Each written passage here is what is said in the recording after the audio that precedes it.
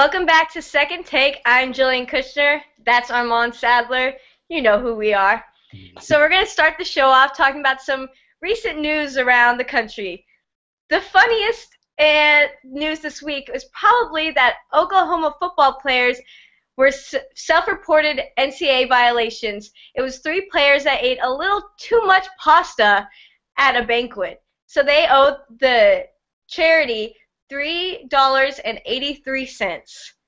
I mean, how much pasta is too much pasta? These are the questions I need the NCAA to answer, because clearly they ate too much. Clearly. I mean, I've never heard of such a violation. I didn't know the NCAA had regulations on how much pasta players can eat. Pasta is pretty healthy. It's a good source of grain and wheat and fiber and all that. So, I mean, I figured there would be no issues with pasta. They should be able to eat as much pasta as they want. They should regulate junk food and drugs and alcohol, but pasta? I mean, they crossed the pasta boundary, and that's all it was, you know. And this would have happened to OU players. Again, hook 'em, and that's all I have to say on the matter. Sooners just can't get it right, ever. Nope. Moving on. Apparently, Mr. Sidney Rice, one of the starting receivers for the Seattle Seahawks, has been released. And I mean, that's really surprising to me because he is one of their best receivers, in my opinion. They have a great receiver core with Percy Harvin, Doug Baldwin, Golden Tate, and Sidney Rice was solid. I really like Sidney Rice, and I'm not sure what the deal was with him being released. I hope for the best. I hope he finds another team because he's a great player and he can definitely accomplish a lot the rest of his career. But I definitely questioned the decision. I don't know if it was money. I'm really not entirely sure. Perhaps you can shed some light on that, but I definitely sympathize for Sidney Rice. Yeah, I mean, I got this alert, and I was pretty shocked because, you know, Sidney Rice, he was very quiet recently, I guess you could say, but he is a big player. We saw him on the Vikings. He killed it for the Vikings. Then, you know, he eventually moved on, and in 2011 is when he signed with the Seahawks, and he signed a 5-year, $41 million deal. So you have to wonder what happened, if it's team chemistry. I don't know. I feel like there will be more developing on the matter, but I think Sidney Rice is definitely going to get picked up. That's not even a question.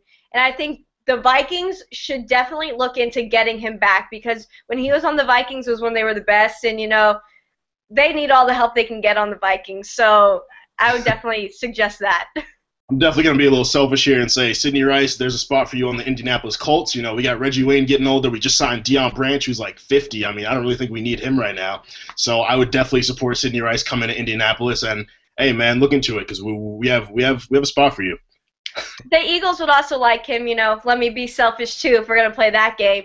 Come to the Eagles. You know, fly, Eagles, fly, baby.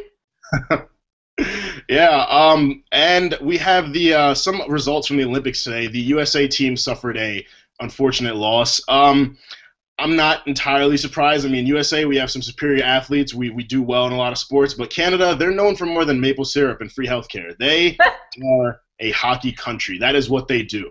They breed baseball players and they breed hockey players. They eat, sleep, and breathe hockey. So, I mean, we just weren't the better team this week, and I mean, that's it. Congratulations to Canada.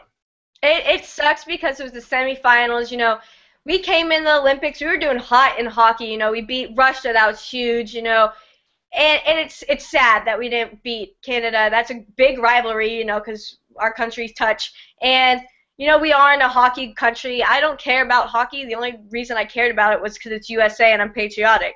I feel like that's how most people are. So, as far as this game, it sucks. It really did suck to see us lose, you know, in the semifinals. So close. You know, the women's hockey team lost yesterday. We're down, baby. We're down. The Olympics isn't helping us much this year. I mean, just overall, the Winter Olympics, honestly, I don't watch very much. I mean, I love sports, so I'll give it a look. I'll check ESPN to see results, see what's going on. But the Summer Olympics are definitely a lot more interesting than the Winter Olympics. I mean, you have swimming. We're definitely more attracted to the Summer Olympics. I mean, I'm guilty of that. For some reason, my favorite Winter Olympic sport is curling. I'm not sure how that happened, but I love it. I don't fully understand it, but I love it, and it's really fun to watch Russians and Swedish people play because they shout all these things I don't understand. I'm a fan of curling. I'm going to be honest with y'all. I love curling. Curling gets pretty intense. I mean, I don't know if I'd be able to handle it. There's a lot of skill that goes into curling, so I It's definitely agree with you it's there. crazy. Curling is real. All right, moving on to some college basketball, and I, for one, would like to bring up how the almighty Syracuse Orange have fallen. And there's just really so much for me to say about this. I mean, there's so much talk about how Syracuse is the best team in the nation and they're going to go all the way. But I mean, as the top team in the nation, when you barely win on a consistent basis, eventually someone is going to beat you. You can't be the top team and lose to a team like Boston College, who was 6-19 going into the game against Syracuse. When you're the top dog and everyone is going for you, you have to show your dominance on a consistent basis. When Alabama ran college football, they were blowing teams out every week. We knew they were the best because they were gunning for a championship. Lucky shots and one-point wins can easily turn into missed buzzer beaters and one-point losses. That's not championship material, in my opinion. Perhaps Wichita State shouldn't be number one, although I would argue that just because they're undefeated because Syracuse had a tougher schedule. But boo-hoo. I mean, how are you the number one team and unranked, way below 500 teams are staying in the game with you? I guarantee Wichita State would have beaten Boston College. They might not play tough teams like Syracuse, and they might not be considered on the same elite level as Syracuse. But to win 20-plus games and lose none of them is commendable, in my opinion. I think it's great, and number one, maybe not, but it's something. I think you're looking at this completely wrong, because the way I see it is Syracuse was undefeated up until the other day. That is an amazing feat. I said it last week. I'm saying it again. That's impressive. There's a reason undefeated doesn't happen much in college basketball. It's because it's hard. And then you have to remember, they are the number one team. They are undefeated. When you're at the top, the only way you can go is down. Every team that plays you is going to come out at their hardest. They're going to play their best. They are going to make a statement because they have this stage to make a statement. That's how it is. Like you brought up Alabama, teams tried to do that, but Alabama ran it in a different way. Basketball is different than football in the way that you can upset a team.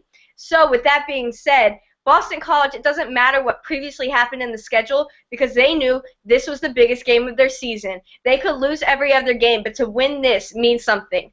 And that's how it is in sports. It doesn't matter what happens before because you're going to work your butt off to make sure you win that one game.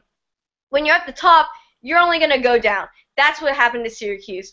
I don't blame them. Yeah, they had those really close games. It's because everybody who was playing them wanted to upset them. That's what they wanted to do. That was the whole purpose of it. The only person who succeeded was Boston College. And honestly, I think it's best for them that they lost because they wouldn't want to go into the tournament undefeated because then you have that chip on your shoulder. Like our first loss could come at any time. But now that they got that loss out of the way, I think they're going to do a lot better in the tournament. Again, as I said last week, I don't really see them going past the Elite Eight. It's just what I see. I mean, I don't feel that Syracuse can play at this level that they've been playing at for the entire season and through the tourney, and they've shown that. I mean, Syracuse has gone very far the past couple seasons, but they've always seemed to crumble when it's been crucial for them to rise to the occasion and play well. I mean, great team. Definitely commendable for them going undefeated. I don't think they're a bad team, obviously. I just don't think that they're as good as everyone makes them seem, despite the fact they've gone undefeated. They're just not. They're not going to win the championship this year. I'm not necessarily saying they're going to win the championship because you don't know with March Madness. Like you have no idea who's going to come and win it. It could be some like small college you've heard of maybe twice in your life could come and win it. You never know, and that's why the brackets are so difficult. I do think that you said they wouldn't make it past the Elite Eight. You're acting like the Elite Eight isn't an amazing point to get to. There's a reason called Elite Eight. You're elite to get that far. If they were to get that far, that is a great thing. That's a successful season in my eyes. Syracuse has higher dreams for themselves because they are a basketball school. But as far as I'm concerned, if they make it to Elite Eight, good for them. I'm not necessarily saying they're going to win the championship, but they'll get pretty close to it. And Elite Eight is pretty close to it. They will not lose in the first, second rounds. They're going to make it past the Sweet 16. It's Syracuse. They have a great team. They needed to get a loss out of the way. They know they're going to come back stronger from this. I mean, like you said, anything can happen in March Madness. So I mean, they could very well lose in the first round. Wichita State could very well go all the way. I'm calling them as my dark horse. I'm confident in them. They played some. Maybe not as good teams as Syracuse has played, but they've beaten them definitively. They've blown teams out, and they've shown that they're ready this year, and they're going to play hard, and they're going to rise to any challenge. So I'm looking forward to the tournament. I'm looking forward to see what they do. And, I mean, everyone's always looking forward to March Madness because it's always just so exciting. So that's really It's going to be fun. It's going to be real fun. 100%. All-Star Weekend. What do you got to say, Joe?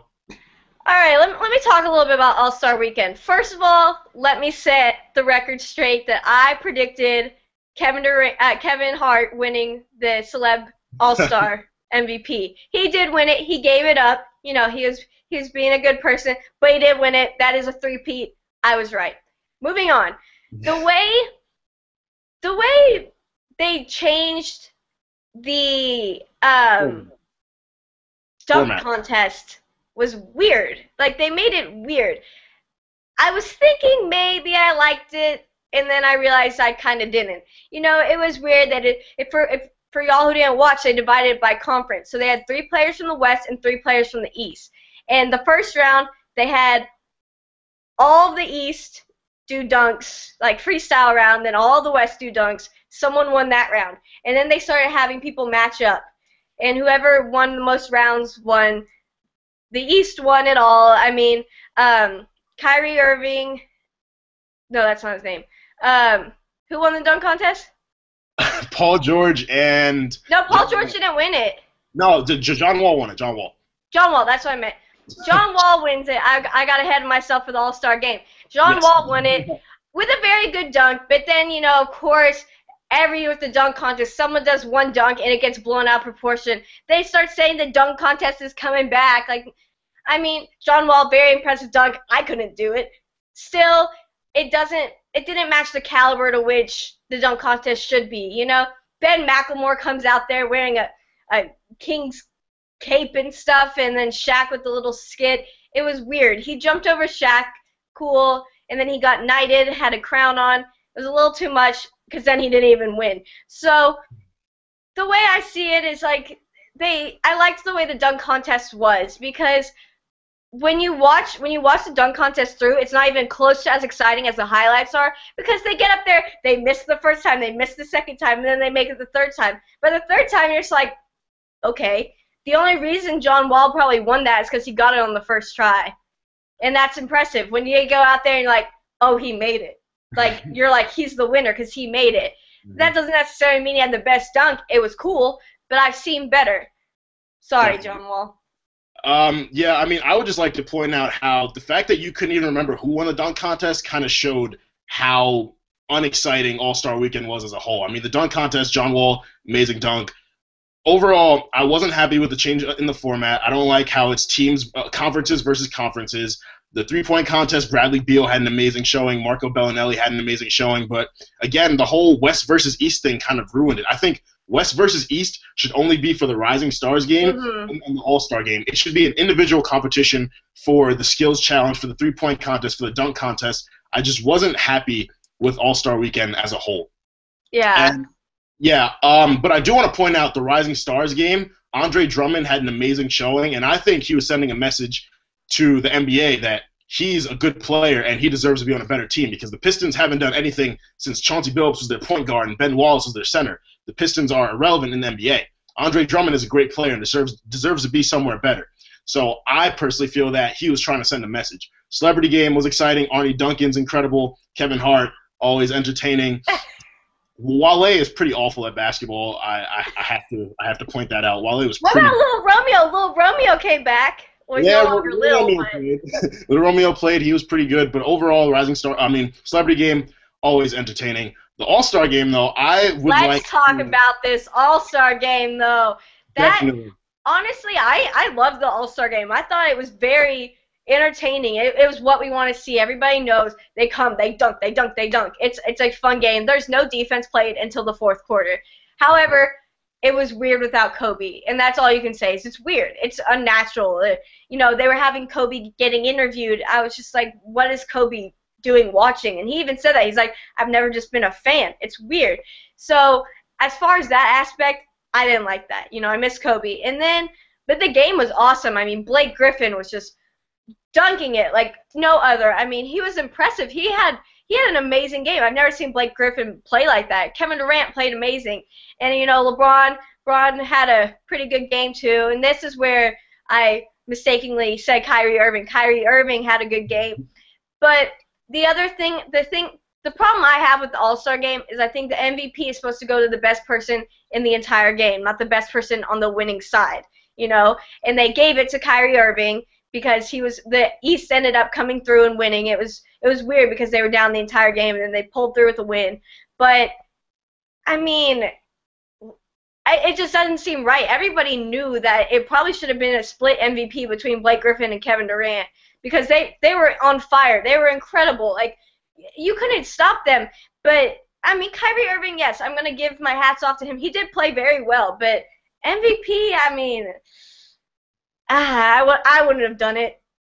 Kyrie Irving, 31 and 14. It was a great performance by him. I personally would have given the MVP to Carmelo Anthony. He set an All-Star game record for three-pointers made in the game. He played incredible. I don't think anyone really expected Carmelo to step up as much as he did with LeBron and Kevin Durant and all these superstars. I mean, Carmelo is a superstar, but you didn't really hear anyone talking about Carmelo Anthony prior to the All-Star game. It was all LeBron and Kevin Durant.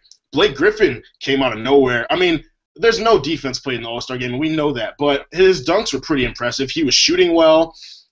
Blake Griffin really stepped it up. So I agree that if it wasn't Carmelo Anthony, a split MVP between Blake Griffin and Kevin Durant, I honestly would not have minded that.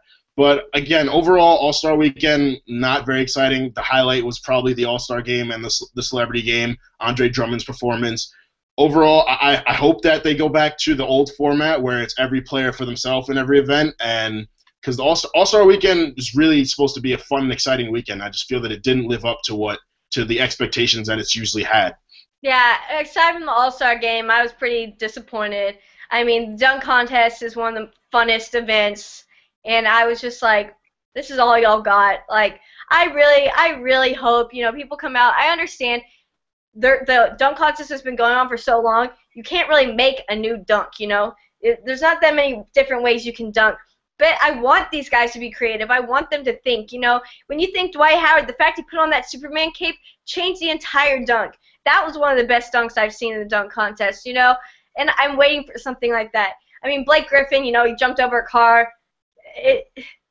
Creative, yeah, I guess. But I want them to think, you know. I mean, that's what Macklemore was trying to do, but I don't know. I feel like they're not taking it seriously, honestly. They seem like they were just horsing around. I mean, at this point, there's just not that many dunks you can create anymore. They've done it all. You have to combine dunks that old people have done, and that's what you've seen them do. They've jumped over people and done spins and tomahawks and all those crazy tricks. But I mean, there's this video of Dwight Howard doing this awesome dunk in practice that the Rockets posted. He bounced it off the backboard and, like, windmilled it into the hoop. Like, that's awesome. Put him back in the dunk contest, you know? Like, these guys are capable of doing more than they show. And I mean, please bring the dunk contest back. Bring All-Star Weekend back. We can do better than what that was. I completely agree with what you're saying with that. I definitely feel that it wasn't the All-Star Weekend that we're used to. But let's move on to some Miami Dolphins drama before we get back to our NBA theme, which is really the point of today's show. I really want to discuss this whole Jonathan Martin thing that's going on. Mm-hmm. I played football most of my life. I know that it takes a lot of mental toughness. I mean, playing 4 quarters and 18 weeks of football, it's a lot. And really, you just – players and coaches are going to bust your chops. They're going to get on you. They try to bring the best out of you. I don't know what the intentions were with Richie Incognito and the lineman coach and all that they said to Jonathan Martin. I really don't know if they were being malicious or if they were trying to bring the best out of him. But I know that – you have to be able to you have to have tough skin, and you have to be able to take criticism and take insults and know that ultimately this is your teammate, this is your coach, they want the best for you. They're going to get on you. They're going to joke with you. Sometimes it can get too far. I really hope that he can go back to the team and the Dolphins can get their stuff together because they're not really that great of a team in my opinion. And if they're having internal issues with their linemen, I mean, that's only going to be worse for them. All this negative publicity is not going to be good for them. So I really hope that Jonathan Martin can reconcile the issues that he has. The thing with this case is it has been going on forever. Like, I mean, they claim they have recent developments. Nothing is changing. It's the same story over and over, and I'm over it. Like, I'm sorry. I understand you were bullied. I'm sorry, but I'm over it, you know? Like, this is football, you know? It's a man's sport. Sorry, I put that in quotes, but, it's a manly sport. They're gonna talk like that, you know? You're not gonna hear, like, good game, buddy, like, that was awesome. No, they're gonna be hard on you. They are your teammates. And then the fact it took Jonathan Martin so long to, like, bring it to light, you have to question that, you know? You don't know whether there was, like, media involved, you know, pushing him to say something, but then once he comes out with it, then it gets more intense. He was getting suicidal. You know, it's going up all these levels that I don't think it was even to start with. But when someone claims they were contemplating suicide because of something a teammate said, you can't ignore that because you can't prove otherwise. So, I mean, it's a sticky situation for the Dolphins. I don't really think this concerns the public, you know, if either this one player is being too mean or this other player is taking it too seriously. It's a Dolphins problem, one of their many problems. Like you said, they are not a good team. So, I mean, it's irrelevant to me at this point, you know. If no one else in the league is complaining, leave the Dolphins to handle it as they choose. Not a problem. I completely agree with that. It's really not. It doesn't have to be as big of a deal as it is right now. Mm-hmm. The media is going to exaggerate things. They're gonna tell stories in different ways, try to portray one person as wrong, one person as right, vice versa. It's all just ignorance. It's negativity that the Dolphins really don't need. But I mean, that's one negative in Miami. But let's move on to a positive in Miami that came at the sake of my OKC Thunder. Unfortunately, they took a loss to the Miami Heat last night. And I don't like LeBron James. I respect him as a player. I understand that he's the best player in the world. And I think that he really just got tired of all this Kevin Durant and LeBron James drama about how they should play one-on-one. And he was like, I'm going to go at Kevin Durant and I'm going to score more than he is because that's what I do because I'm the best player in the world and I think I need to remind people of that. And that's what he did. I kind of credit the loss to Russell Westbrook coming back and there being a loss of tempo with the OKC Thunder. I mean, they were used to Kevin Durant taking over and then we had Russell come in and kind of throw them off a little bit. They have to get it together. Russell Westbrook is a great player. He's a great scorer. They can be very successful with both of them on the court. So I hope that they get it together because I want to see them in the finals. Well, you know, it's no secret. We all know this, that Kevin Durant averages more points per game without Russell Westbrook in the game. He averages at least 10 more points. So that is because, you know, he takes it on. And, you know, I always say, like, Kevin Durant can't do it all on his own, but he kind of likes to do it all on his own. He kind of likes carrying the team on his back.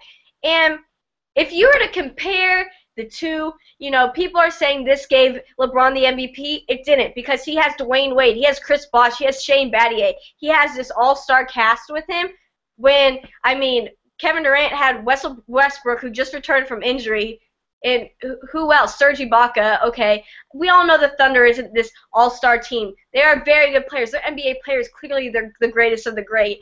But as far as their supporting cast, LeBron is so lucky with that, you know? And so I don't really think you can use this game as a defining moment for who's going to win the MVP because that's foolish. It makes you sound foolish. So, I mean, it was a sad game. I hated the way it went. I was going for OKC, but I mean, it's whatever. Am I allowed to start the debate about LeBron and Kobe? Go for it. We're going to do the debate of the century. Everyone's arguing this. Kobe or LeBron? Let me start. The reason I want to segue from this game to LeBron is because of how he handled his nosebleed. So for those of you who didn't watch, you know, LeBron, towards the end of the game, it's like in the fourth quarter, he goes up, dunks the ball, Serge Ibaka is there to block it, hits him in the nose, LeBron falls to the court. He is rolling around, agonizing pain, you know, he is making a scene. The camera zooms in, there's blood on the court, dramatic. Okay, He is all covered up. He's down for a few minutes. Someone brings him a towel. They help him off the court. He's holding his nose. He goes into the locker room. He had a nosebleed. So last time I checked, you don't need to be helped off when you have a nosebleed. Eric Spoelstra, the Miami coach, reported that he has a swollen nose. Again, that is not a serious injury, LeBron. I don't need you to be rolling around like a 3-year-old on the court because you are in pain, you are sad. You can get over it. You can walk off like a man because you are playing a man's sport. And I got a lot of criticism on Twitter last night because I mentioned that Kobe Bryant walked off the court with a torn Achilles and he shot a free throw with a torn Achilles, walked off on his own, but LeBron needs help because he has a bloody nose?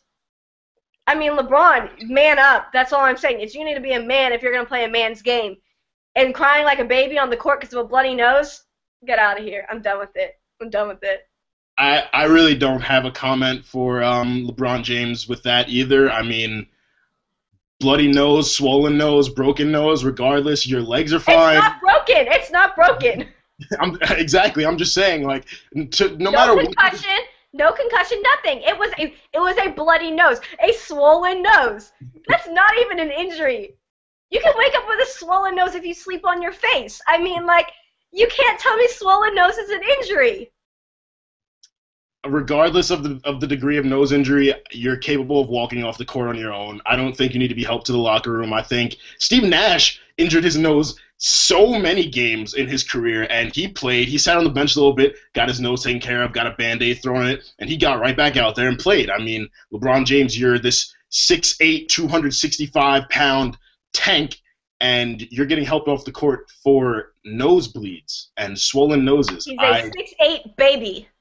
I really just don't have a comment for that. But let's segue into the whole point of today's show, the Kobe Bryant versus LeBron James debate, and let's leave out the injury portion because at that point I don't really think that I would win the debate. But let's get into some talent arguments and some accolades. So the debate is anytime, any day. Who are you gonna pick? I'm picking Kobe. Who are you picking? I'm picking LeBron James. I'm going around LeBron James, regardless of the nose injury. So we are arguing two of the greatest players ever. This is everybody knows this. But I will pick Kobe over LeBron any day, any time, no matter what, because of a few things. First of all, because Kobe, the thing he brings to the court, he brings this level of commitment and intensity that you don't find in another player. LeBron takes it, he goes and showboats. Kobe's not a showboating player. He will do a big dunk if it flows into it. He will not go out of his way to catch a lob. You know, he's okay with a little play. He plays like a mature player. He is consistent. And he handles his injuries like a pro. He handles them like a man. You can tell he cares about the team more than himself because he will not take attention away from the team to hobble, get carried off for a sprained ankle or a bloody nose. He plays like a man. Kobe is just the greatest player I've ever seen. You tell me another player who can drop 81 points in one game. Kobe Bryant can do that. He's the greatest player to ever play the game. There's no one better than Kobe Bryant. There's a reason he has all these rings. There's a reason he is Kobe Bryant. He's a first-name basis. He is Kobe. He's the best to ever do it. I mean, he's incredible. LeBron is great. I have all respect for him. Great player. But I will still pick Kobe over LeBron any day, anytime, no matter what. I have a lot to say about what you just said. First off, Kobe Bryant is not the best ever. That is Michael Jordan. When you think basketball, you think Michael Jordan. Second, Kobe and LeBron do play differently. LeBron is, I don't want to say he's more of a passive player, but he passes more. He gets people involved. And that's one thing that Charles Barkley always harps on whenever he talks about LeBron James. LeBron James is the best basketball player in the world. When LeBron James is on the court, he makes everyone else better. LeBron James came to the Miami Heat when they were irrelevant. The Miami Heat were nothing. They were not irrelevant. What are you talking about? They were irrelevant. That was Dwayne Wade's team. LeBron came in and said, "No, this is my team." I didn't like that. That's disrespectful. No, they were not irrelevant. They were still the Miami Heat. that was nothing LeBron did. You cannot credit their success to LeBron. I would like to say that the Miami Heat were irrelevant. They won the championship in 2006. The year after that, Dwayne Wade injured his shoulder. They got knocked out in like the second round by the Chicago Bulls. They didn't really do anything until LeBron James came. I don't think they made the playoffs the year before LeBron James came to the Miami Heat. LeBron James made them a lot more competitive. Dwayne Wade Dwayne Wade stepped back and let LeBron take over the team. He admitted it in an interview. He said, "This is LeBron's team now. I'm getting older. This is his team. I'm giving the team to him. It was my team. I got us some successes, but LeBron is right now. LeBron is the NBA right now. So LeBron James this is his team." LeBron made the Miami Heat an elite team again that they weren't since Dwayne Wade and Shaq. LeBron made Dwayne Wade better, despite the fact he stepped back and let LeBron do a bit more. LeBron James made Mario Chalmers a great scorer, a great defender. So Kobe didn't do the exact same thing for the Lakers? Kobe absolutely did great things for the Lakers, but so what? How does your argument make sense? How is your argument saying LeBron is better than Kobe if they both are the exact same in that aspect? That's part of your argument, is irrelevant. They both did that. LeBron James is a much better athlete than Kobe Bryant. LeBron James does more than Kobe Bryant does. Kobe was a scorer all of his career. Kobe Bryant was known for putting up big numbers. Yes, he made players on his team better because they were influenced to play as well as he was playing. But LeBron James, how many triple-doubles has Kobe Bryant had in his career compared to LeBron James? LeBron James is a walking triple-double. He constantly puts up triple-double numbers or close to them, 30 points, 8 rebounds, 7 assists. That's what LeBron James does. He's a passer. He's a defender. He's a rebounder. He does a lot more than Kobe Bryant does. And he gets half of his points because he's always at the free throw line because he flops every time someone pokes him. I don't want a player like that. I don't want that selfish of a player. LeBron will put his success before everybody else. He is not a team player in the same sense that Kobe Bryant is. I said in the same sense. That does not mean he is not a team player. I said to not the exact same degree as Kobe Bryant is. Kobe Bryant is Kobe Bryant for a reason. He goes to the All-Star game every year because he is Kobe Bryant. He was injured this year and he's still an All-Star. That is respect right there. There's a reason you have that level of respect for Kobe Bryant because he is the best player in the game. I do not care if he's hurt right now because he bounces back better than ever, and he will do so. LeBron would not do that. I promise you, he's going to still be crying after this swollen nose. Get a torn Achilles, injure your knee. But I mean, there's no conversation to me. It's Kobe. It's Kobe over everything. That's all I can say. I respect your opinion. I don't agree. I mean, LeBron James, first of all, to address your point about him going to the free throw line, LeBron James might flop every now and then, but LeBron James is constantly attacking the basket. And when you attack the basket, you're going to go to the free throw line. So him getting his points at the free throw line shows that he's aggressive and he penetrates. And people are going to try to stop him from scoring because that's what you do. LeBron James is just the best player in the world. Like I'm gonna keep saying it because it's what it is. He's the best player in the NBA right now. There's no argument. There's no one more athletic than him. LeBron James is improving his shooting year after year.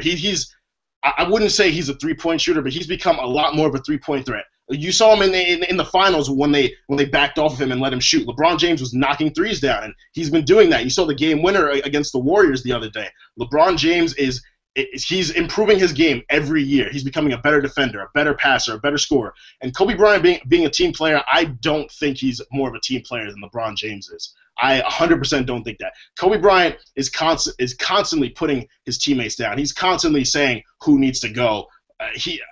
Kobe Bryant didn't care about Dwight Howard. Dwight Howard came to the team. Kobe courted Dwight Howard to the team, though. And then all of a sudden, he changes. He's like, oh, no, I don't really care where Dwight Howard goes. When Dwight Howard was all in his free agency talking, whether he was going to come back to the Lakers or the Rockets, Kobe Bryant said he didn't care. That doesn't sound like a team player to me. I'm positive if Dwayne Wade ever talked about leaving the Miami Heat, LeBron James would be vocal about how Dwayne Wade made the Miami Heat what they were. He is a huge part of their franchise. He started his career as a Miami Heat player. He needs to end his career as a Miami Heat player. He is integral. You bring up Dwight Howard, but that's a completely different situation because Dwight Howard was used to having the team be his. The Magic was his team. When you thought Orlando Magic, you thought Dwight Howard. He gets to LA and that's not his team. And Kobe will not let it be his team because he's Kobe Bryant. You know, Dwayne Wade did step back and allow LeBron to do that, but Kobe wasn't about to do that. It's just it wouldn't make sense.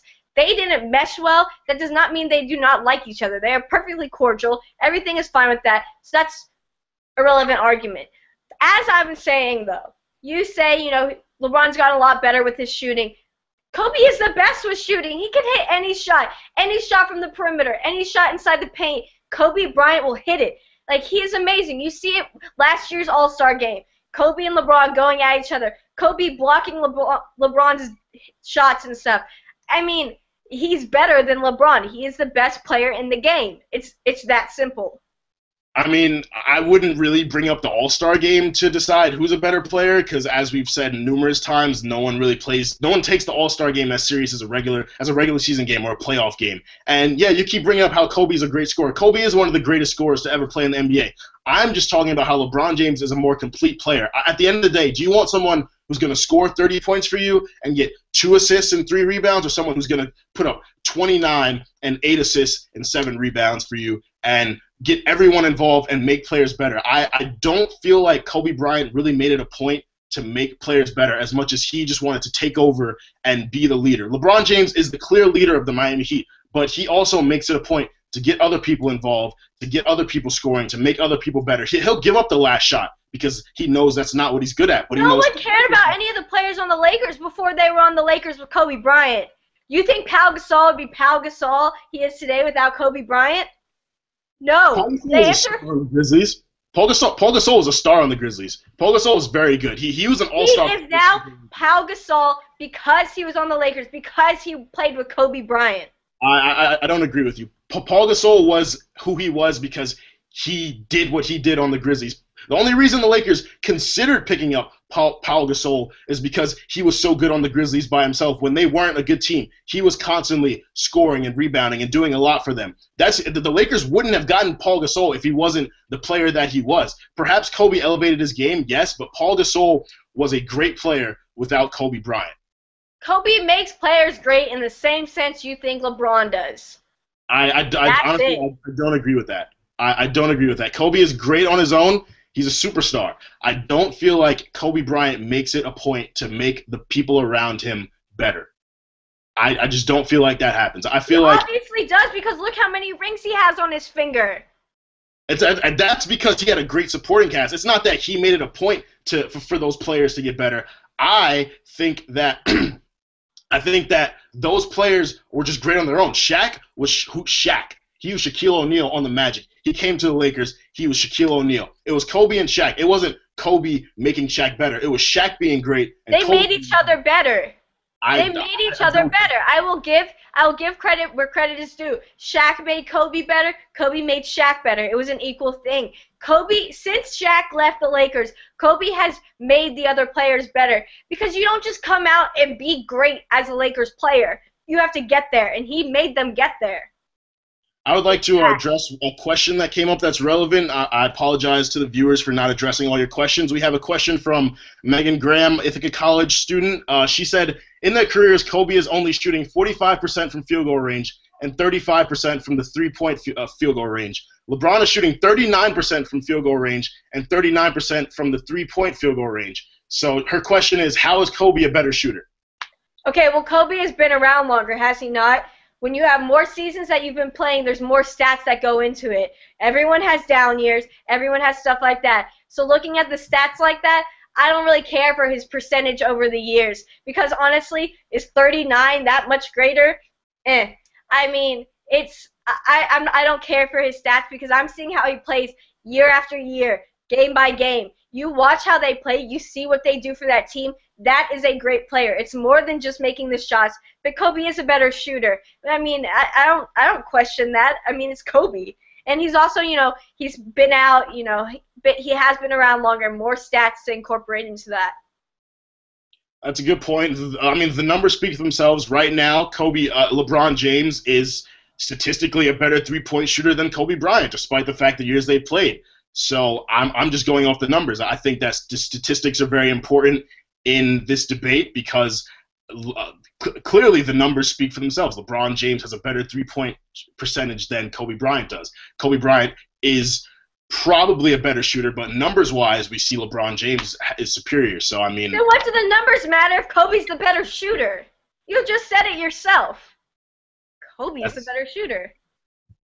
I mean, also, LeBron James' game isn't based upon three-point shooting, but clearly when he does shoot three-pointers, he's had more success than Kobe Bryant career-wise. So that's really the point I want to make.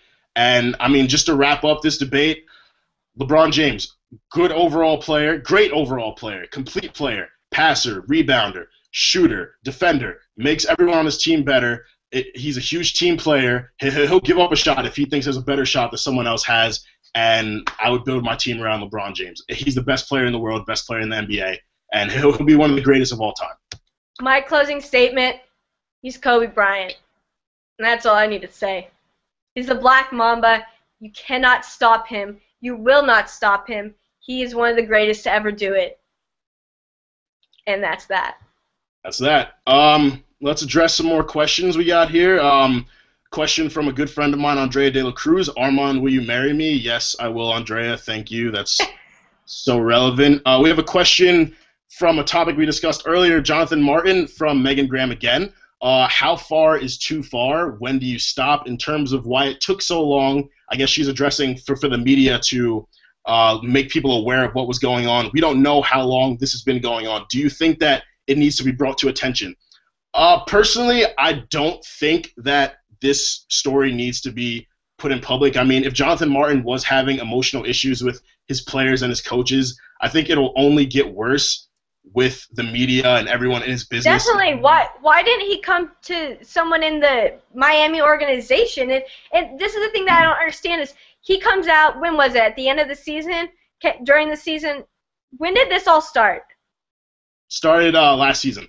Yeah. So, but he claimed it had been going on for a while. So why didn't he say something when it first started? You know, it's just you question someone's credibility when media and fame comes into it.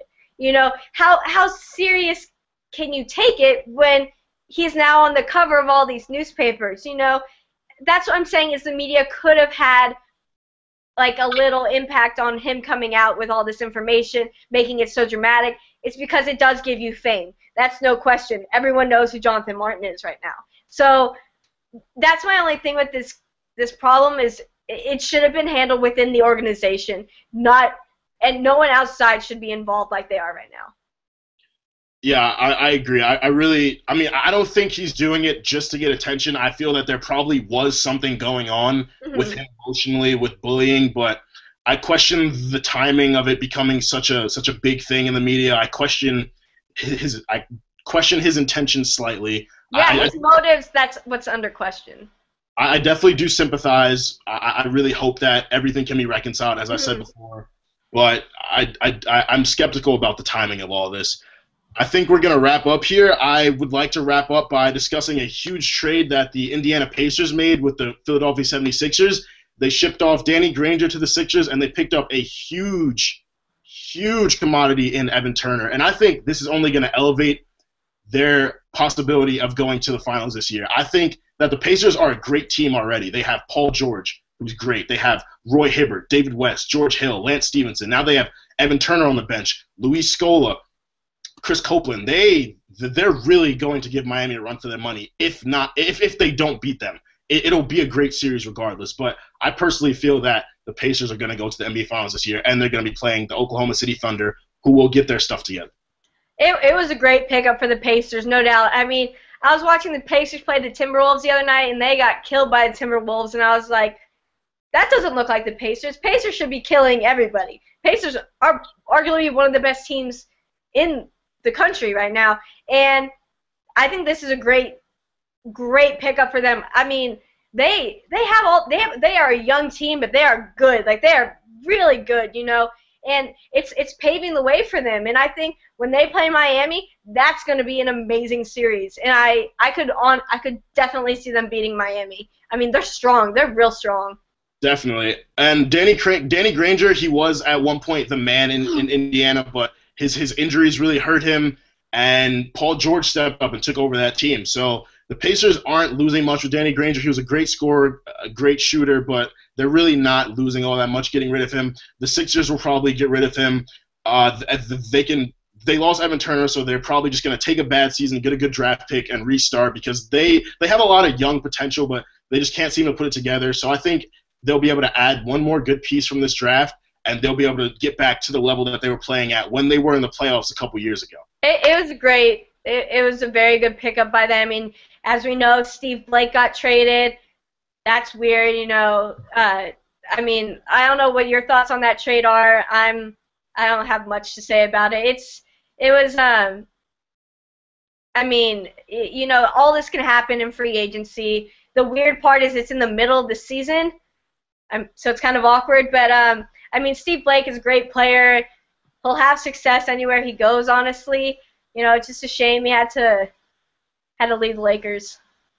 Yeah, Steve Blake's a veteran. He's a good locker room presence. He's a great shooter. He's a point guard. He's a solid point guard. I don't know what the Lakers really were thinking if they have another point guard in mind, maybe someone in the free agency, if they're going to move someone to another position. I'm not entirely sure what the thought process was in getting rid of Steve Blake, but he'll definitely be missed in the Lakers organization. I hope he's successful wherever he goes. And I want to thank you guys for tuning in. This is our third week, and I really appreciate the support we've gotten. It's my dream to work for ESPN, and these are some of the steps I'm taking to get to that. So you guys watching the show is essentially you guys supporting my dream, and that's also what Jill wants to do in the future. So we really appreciate you guys. We hope that you tune in next week. Anthony couldn't be with us today. He had a prior engagement that he really needs to attend, but he says he misses us, and he'll be back soon. We really like him. We like what he adds. So thank you again for tuning in, and have a good day. Thanks, guys. Any suggestions you want to give us, we'll be happy to take them, but we appreciate the views. And next week, we'll discuss this big UNC Duke game, also other big college basketball news. So please tune in next week. Keep viewing, keep sending it around. Anything you can do to get us some more views. We really, honestly, we appreciate the support so much from y'all. Yeah, thank you for watching Second Take. Thank you for supporting us, and we'll see you guys next week.